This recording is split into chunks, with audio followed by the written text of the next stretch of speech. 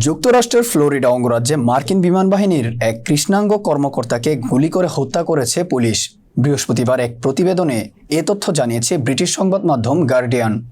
প্রতিবেদনে বলা হয়, পুলিশ অপরিচিত একটি নম্বর থেকে বারবার ফোন পেয়ে ফ্লোরিডা অঙ্গরাজ্যের একটি অ্যাপার্টমেন্টে যায়। তবে ভুলে তারা ওই কৃষ্ণাঙ্গ কর্মকর্তার ইউনিটে ঢুকে পড়ে আর তার হাতে একটি বন্দুক দেখতে পায়। এরপরই তারা ওই বিমান বাহিনীর কর্মকর্তাকে নির্মমভাবে গুলি করে হত্যা করে।